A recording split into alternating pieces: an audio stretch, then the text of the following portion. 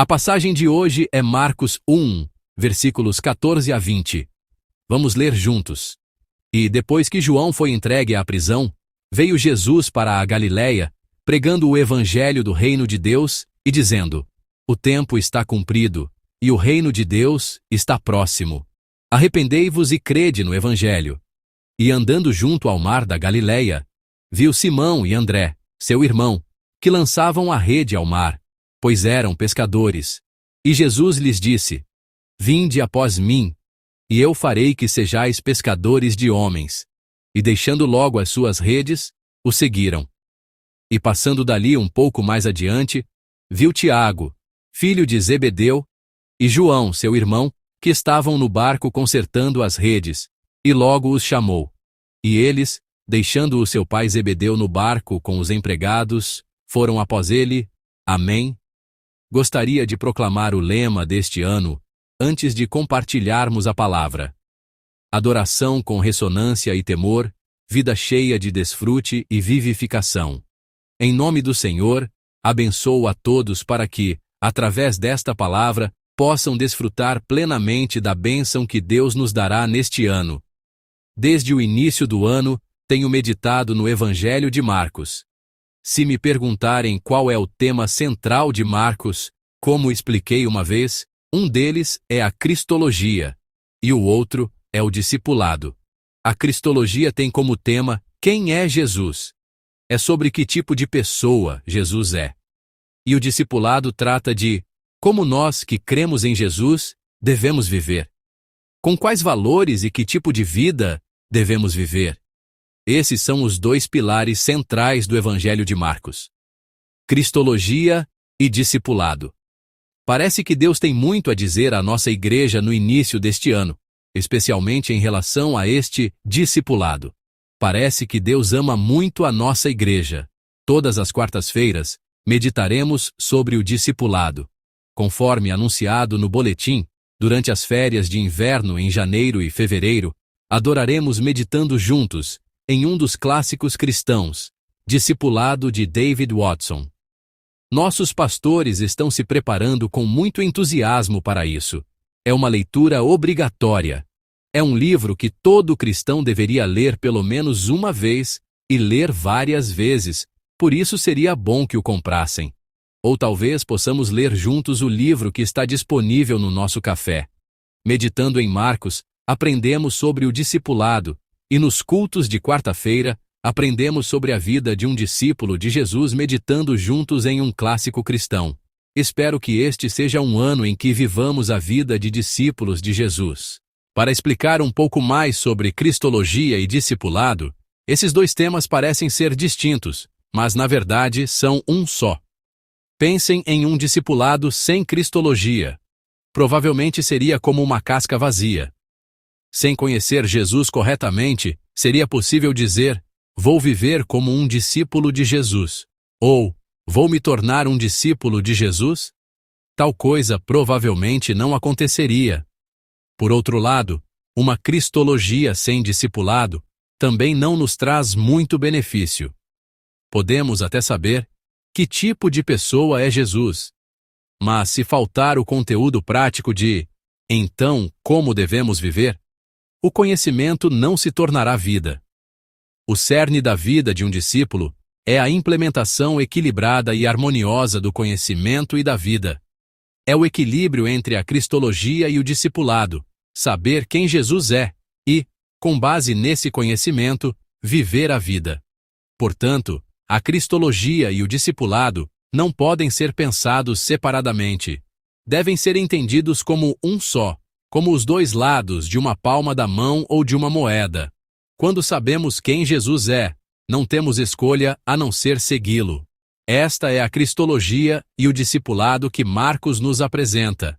Que neste ano de 2026, possamos viver juntos a vida de conhecer quem Jesus é e segui-lo, vivendo como discípulos de Jesus. Em nome do Senhor, eu os abençoo.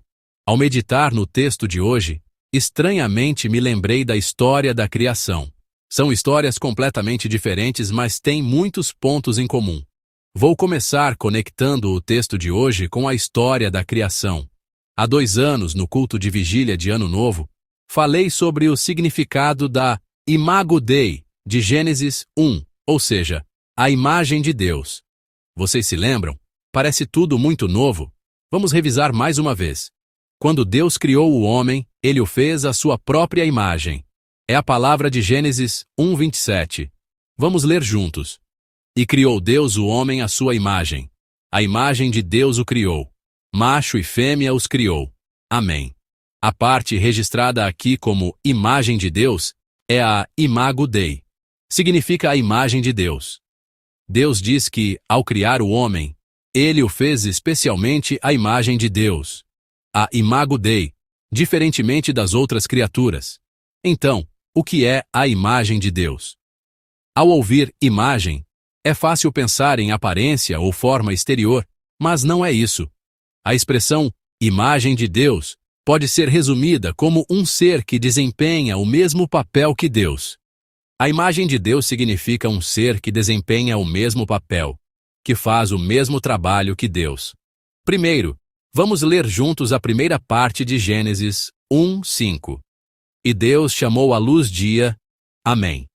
Após a criação, Deus deu nomes às coisas que criou. Este é um dos importantes atos da criação. Deus criava algo e depois lhe dava um nome. No versículo 5, ele chamou a luz de dia.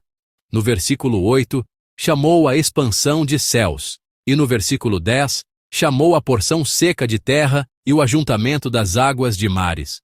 Tudo o que Deus chamou tornou-se seu nome. O ato de dar nomes está incluído na obra criadora de Deus. Dar nomes era a obra de Deus. Mas um pouco depois, quem faz isso é o homem. Vamos ler juntos. Gênesis 2:19. Havendo, pois, o Senhor Deus formado da terra todo animal do campo e toda a ave dos céus, os trouxe a Adão, para este ver como lhes chamaria. E tudo o que Adão chamou a toda a alma vivente, isso foi o seu nome. Amém. Depois de formar os animais do campo e as aves do céu, Deus os trouxe a Adão para ver como ele os chamaria. Adão chamou os animais que Deus trouxe de alguma forma. E todos esses nomes se tornaram os nomes deles. O trabalho que Deus fazia em Gênesis 1 aparece em Gênesis 2 como sendo feito por quem? Por Adão, ou seja, pelo homem.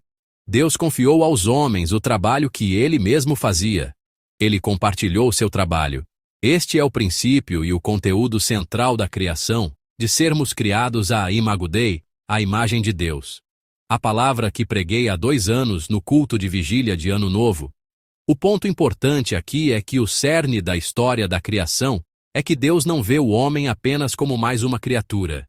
Deus criou o homem como um ser que desempenha o seu próprio papel. É o princípio de que ele criou o homem como um ser que desempenha o mesmo papel e faz o mesmo trabalho que ele. Um ser que desempenha o mesmo papel. Como o chamamos? Um ser que desempenha o mesmo papel é chamado de cooperador. Cooperador, alguém que desempenha o mesmo papel. Cooperador de Deus, alguém que desempenha o mesmo papel que Deus. Deus deseja que sejamos assim. Na história da criação, Deus nos criou originalmente com este coração. Não apenas como uma das criaturas, mas como alguém que desempenha o mesmo papel que Deus, ou seja, um cooperador de Deus. Originalmente, este era o coração de Deus para conosco. Este coração se manifesta novamente. Vamos ler juntos o nosso texto de hoje, Marcos 1:17. E Jesus lhes disse: Vinde após mim, e eu farei que sejais pescadores de homens. Amém. Jesus chamou os pescadores do mar da Galileia, dizendo: Vinde após mim. E ele declara o propósito desse chamado assim: tornar-se pescadores de homens. Jesus chamou os discípulos para que se tornassem pescadores de homens. Este é o mesmo padrão que acabamos de observar na história da criação em Gênesis. O que Jesus está fazendo agora é chamar pessoas para serem seus discípulos. Em uma palavra, o que Jesus está fazendo agora é pescar homens. Podemos ver assim. E o trabalho que ele confiará aos discípulos que chamou é exatamente o trabalho que ele mesmo está fazendo agora. Pescar homens, chamar pessoas. Na história da criação, Deus confiou aos homens o trabalho que ele mesmo fazia. Ele fez do homem um cooperador de Deus. E na história da salvação, Jesus trabalha da mesma maneira. Ele está pescando homens para fazer o trabalho de pescar homens.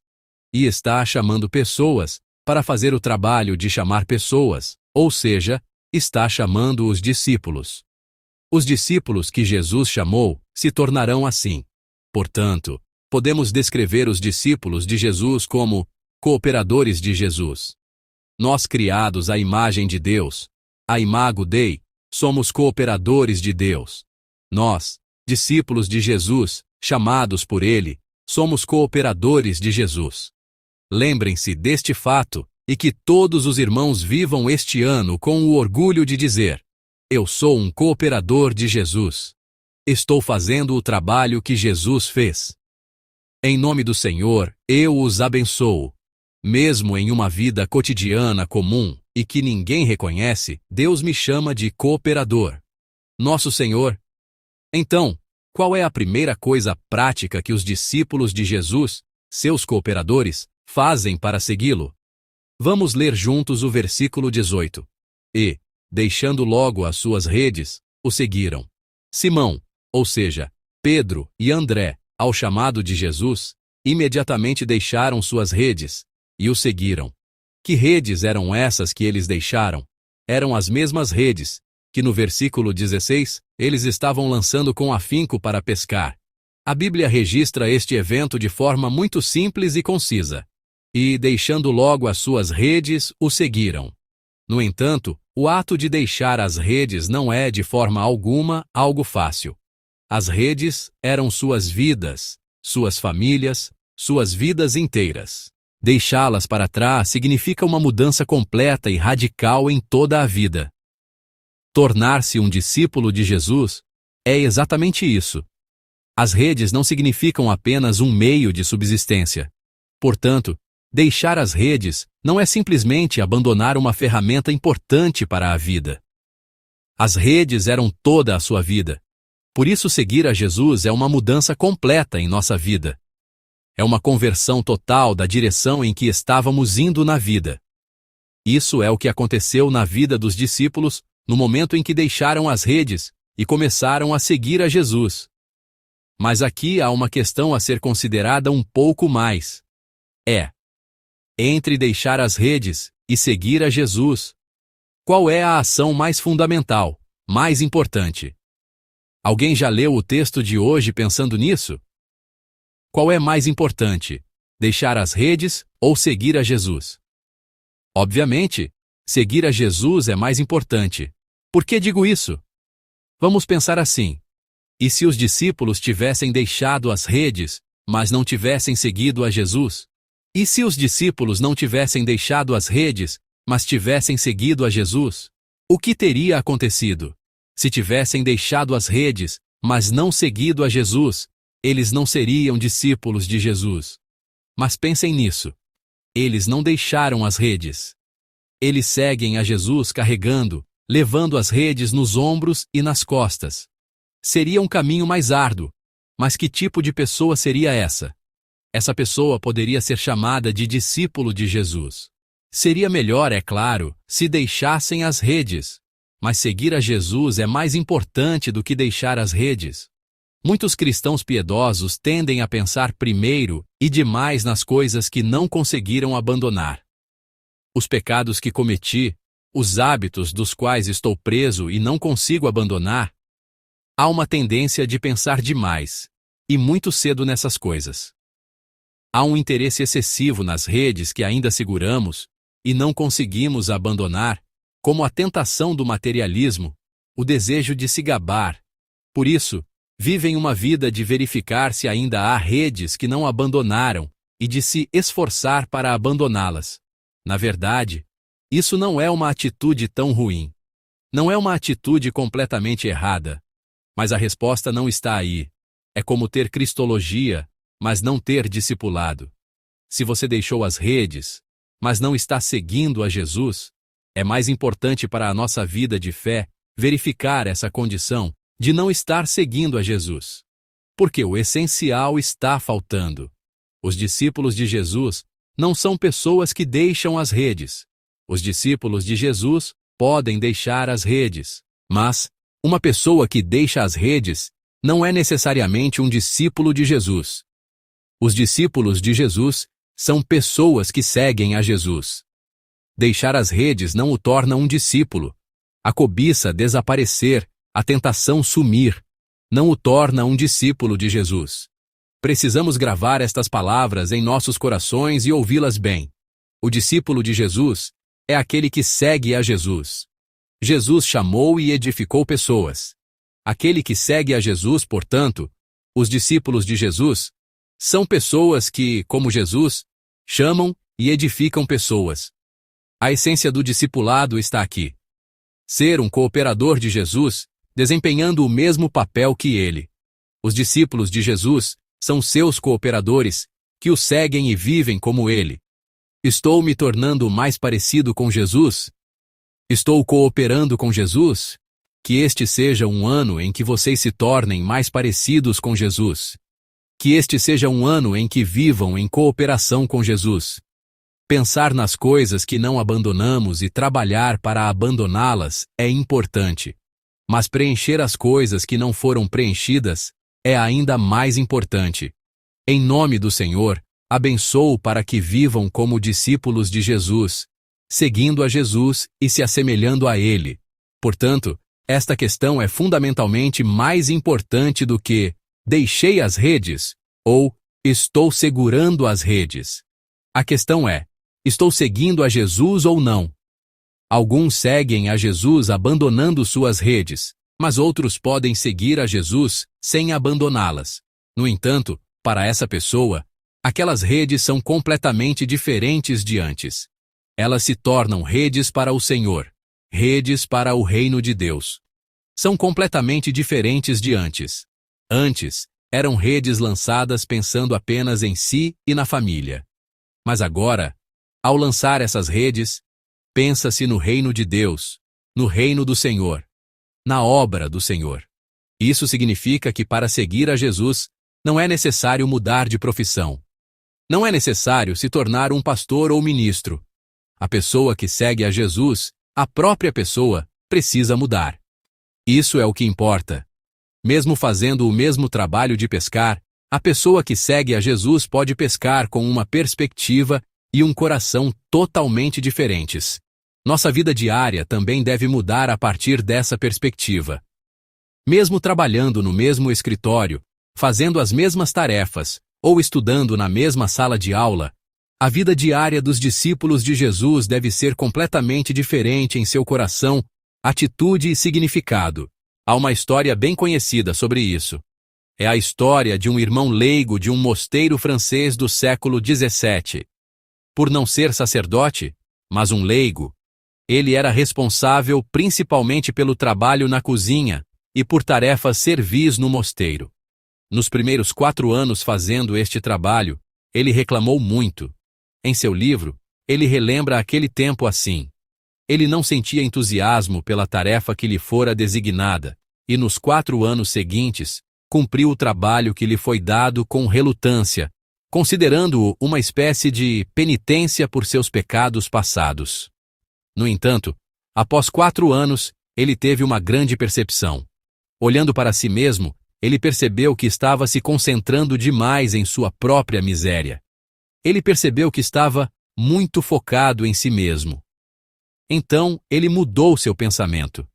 Ele decidiu fazer os trabalhos do mosteiro, os trabalhos que lhe foram confiados, com um coração de amor a Deus. Ele decidiu se concentrar em Deus.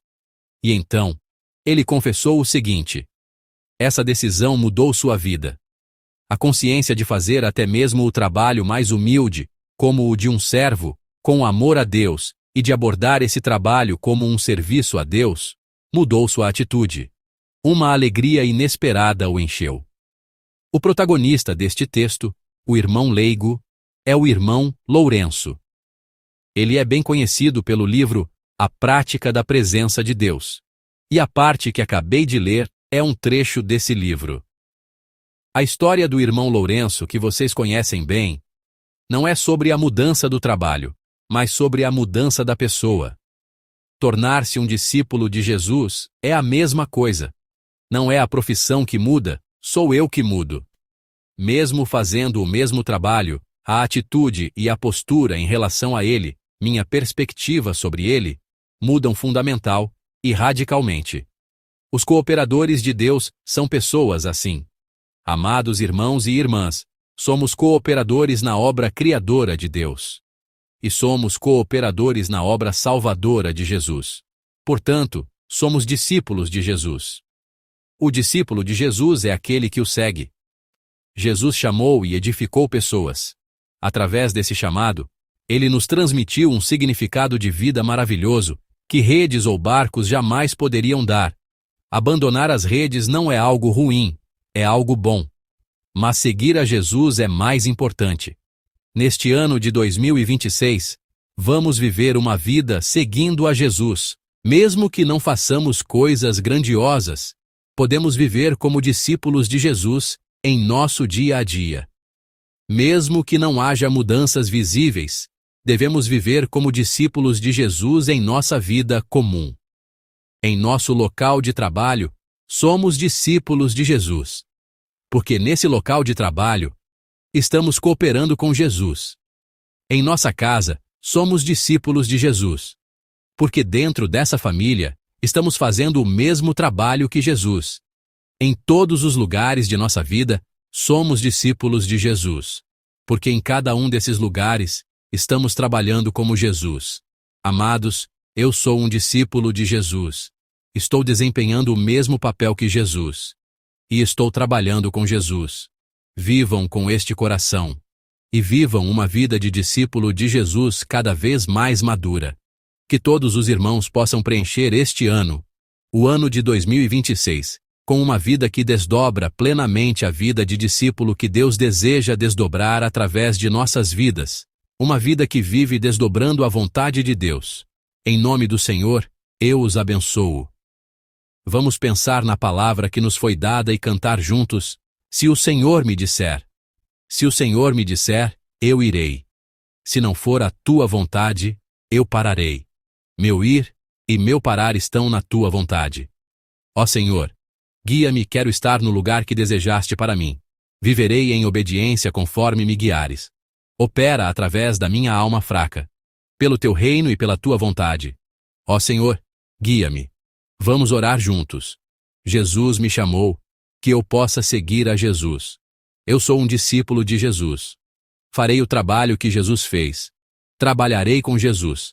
Permita-nos viver a vida de cooperadores de Jesus em nosso dia a dia. Vamos ter um tempo de oração juntos. Vamos orar. Deus de amor, obrigado por nos chamar e nos levantar. Que possamos responder adequadamente ao teu chamado e seguir-te. Obrigado por nos chamar para sermos teus cooperadores. Que possamos cuidar das almas que nos confiaste e edificá-las como discípulos do Senhor, cumprindo com fidelidade a obra que nos confiaste. Nós somos cooperadores de Jesus. Em casa, somos cooperadores de Jesus. Em todos os lugares de nossa vida, estamos fazendo a obra de Jesus com Jesus. Que todos nós possamos viver este ano vitoriosamente com este orgulho. Obrigado. Em nome do nosso Senhor Jesus Cristo, oramos. Amém.